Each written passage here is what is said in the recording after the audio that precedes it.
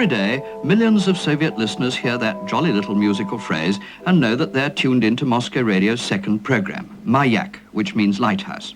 In fact, you've probably recognized the tune itself by now. It's the opening bars of a well-known Soviet popular song, Moscow Nights.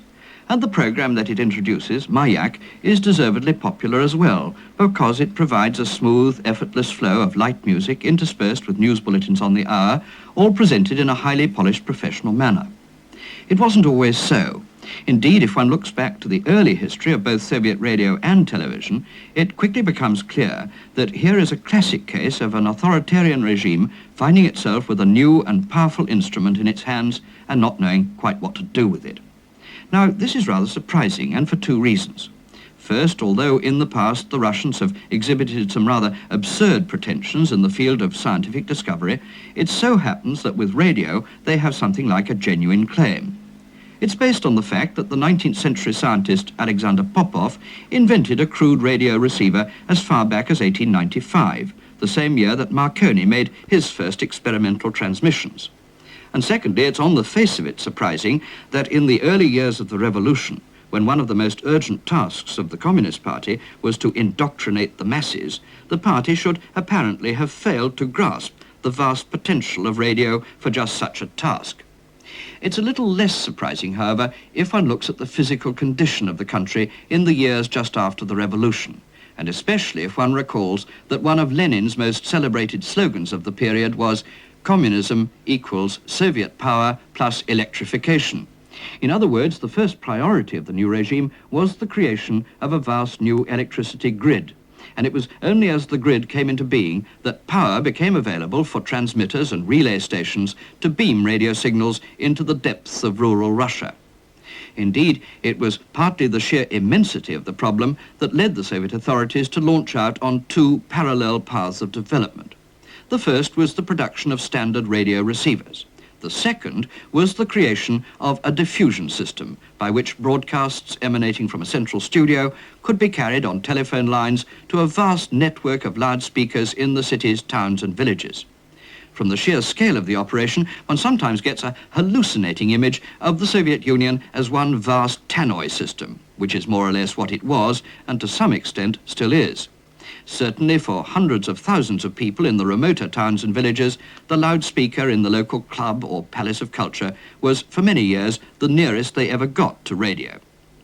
Accurate statistics are not easy to come by, but an American journalist, Mark W. Hopkins, who has made a special study of the subject, asserts that as recently as the early 1960s, wired loudspeakers still outnumbered individual radio receivers in the Soviet Union by 31 million to 27 million. And of course, it doesn't take much reflection to see the considerable advantage to the authorities of operating a diffusion system, the one system entirely immune from disconcerting intrusions from foreign radio stations like the BBC, the Voice of America, Radio Free Europe, and so on. It's true that the ratio has since been dramatically reversed, and that individual receivers now far outnumber diffusion loudspeakers.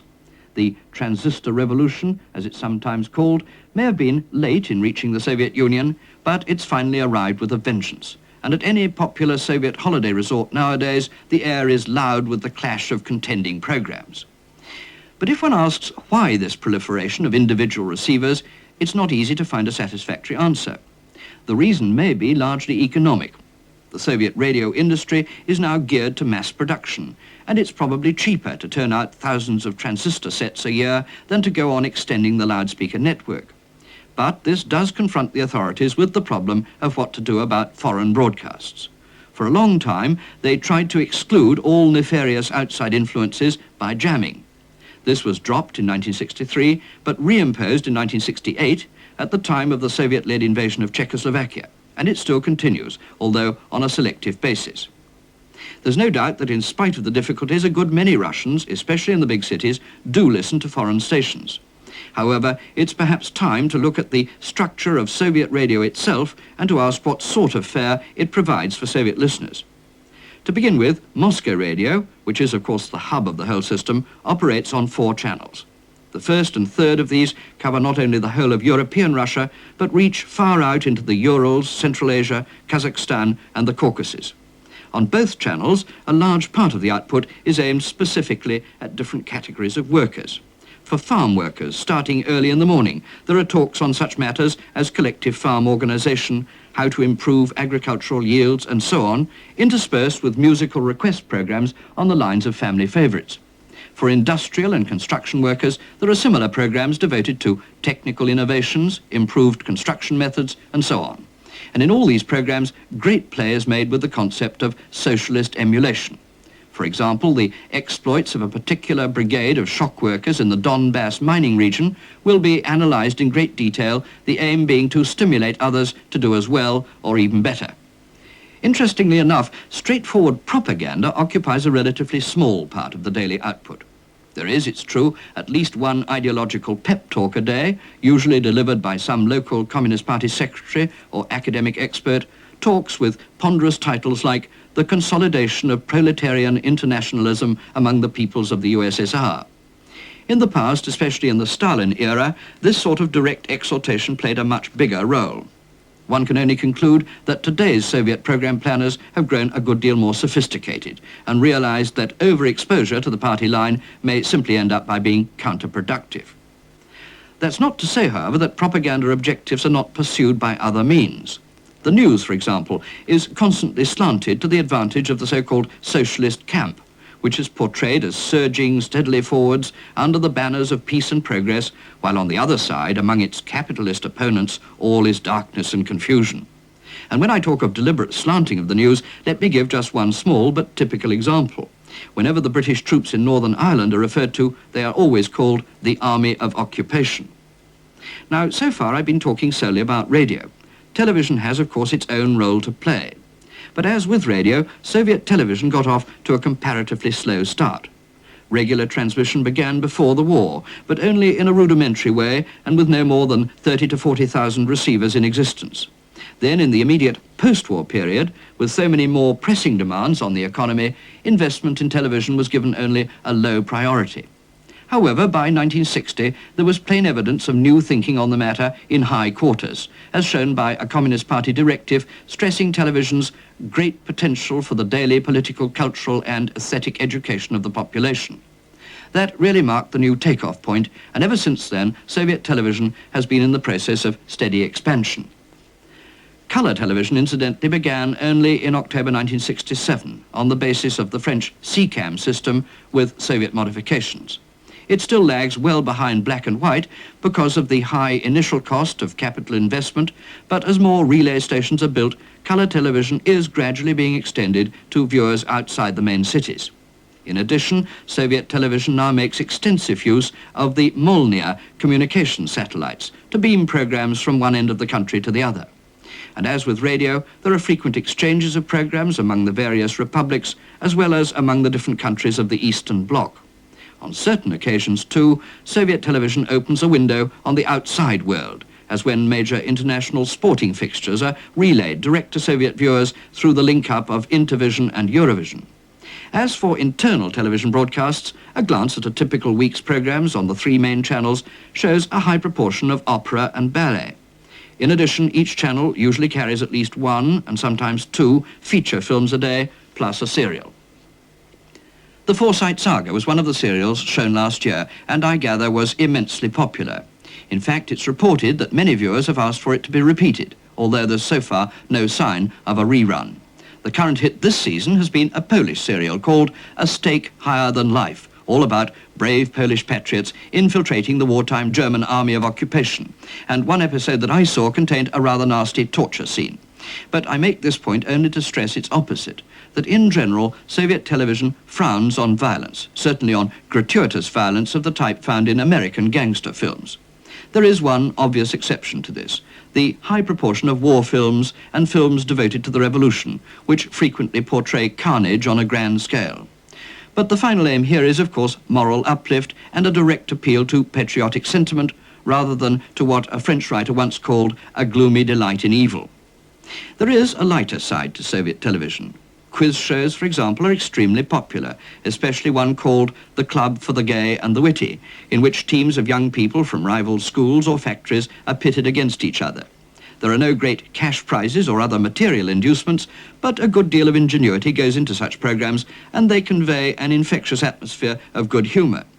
Sports broadcasts are also immensely popular, especially when it's a football or an ice hockey match. And then, of course, there's children's television, which at its best is very good indeed. I'm thinking here particularly of a program that goes out every evening on the second channel called Spokojni noci, malishi, which can be translated roughly as Sleep Tight, Little Ones. It's a 15-minute program involving animal puppets and a cartoon, often based on a reworking of an old Russian folk tale, and the final result is most endearing. But what do ordinary Russians think of the radio and television provided for their instruction and entertainment? In my experience, they take it all pretty much for granted. Their attitude is passive rather than positive. In other words, you rarely, if ever, hear an animated debate going on among Russians over what they've seen on the screen the night before. And the reason for this, it seems to me, is that there really isn't much to discuss. No sharp and lively conflict of opinions, no dramatic or controversial presentation of contemporary problems. To give just one example, I find it quite inconceivable that Soviet television would ever put out such a program as the BBC's open-ended discussion on Northern Ireland, which caused such a minor tempest earlier this year. On Soviet radio and television, the implicit assumption is that the party leadership knows exactly what it's doing, so there's no place for a public discussion of contested issues. Everything has already been said 1,000 times before. In the last analysis, it's all straight party line, plus moral uplift, plus a certain amount of sugar coating. An atmosphere of moral uplift is certainly all-pervasive in the one major sphere of Soviet television that I haven't yet touched on, news and current affairs. In general, the presentation of the news can be summed up as competent, predictable, and dull. It's true that documentary features do sometimes show real flashes of imagination, with brilliant camera work and an inventive use of sound. But predictability remains the norm, not only in news and documentaries, but in studio round-table discussions and in programs like the one in which the veteran Pravda commentator Yuri Zhukov answers viewers' queries on international affairs. Let me quote just one example. Not long ago, Mr. Zhukov, brandishing an imposing sheaf of letters, said that many viewers had written in to ask about the Middle East situation, and in particular about the withdrawal of Soviet military advisors from Egypt. He then went on, with the utmost suavity, to explain that this move was simply the outcome of an agreement fully endorsed by both the Soviet and Egyptian governments. Any suggestion to the contrary, said Mr. Zhukov, especially when it came from Western sources, was simply the usual imperialist plot to create dissension between the Soviet Union and its Arab friends.